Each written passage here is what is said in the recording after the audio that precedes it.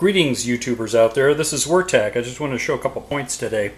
I've been working on some different variety of materials. That's a really kind of an interesting, almost agate kind of chert from the Austin area, and it's got a bunch of fossils in it, and it's, I don't know, kind of hard to describe. It's very translucent, and if you look at it, you can actually see through some points on the point. It's not really a point; it's a preform. But it's kind of a golden hue. It's the difference between reflected light and transmitted light. It's golden when you have light running through it. But it's an interesting piece of material. Trying to do my characteristic thinness. It's somewhere between 1/4 and 3/16 inch thick. And, you know, just doing my thing with it. Now this piece here, this is a little Awahi jasper. And it's pretty stuff. There's a little bit of, maybe hard to see, but blue-green on the end here. And it's got all these little ripples. It's very colorful material.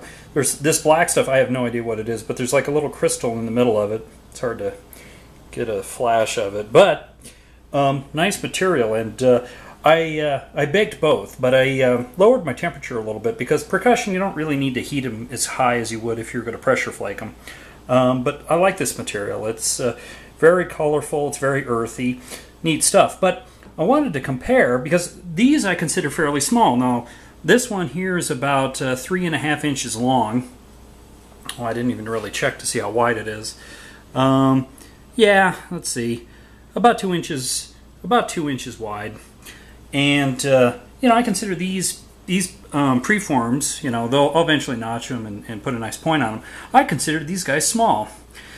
But now these other two guys, these are actual artifacts, and so these points were found by a buddy of mine, and he was just basically cleaning up his collection. He said, "Hey, you want these?" And yeah, of course. And so these little guys are really small. And so when I think about it, I mean, at least in comparison to these points here, you know, you take the real and you take the replica, and it's like, holy moly, these guys are small. I mean, tiny in comparison. And so these little guys, you know, really represent what we're actually kind of striving for in terms of the art form, at least attempting to replicate what was done.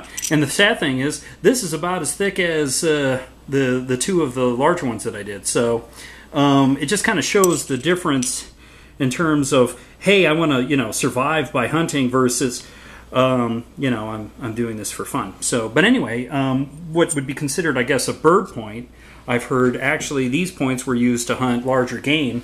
But if you look, I mean, in terms of size, I mean, this guy isn't even really 1 inch in terms of length.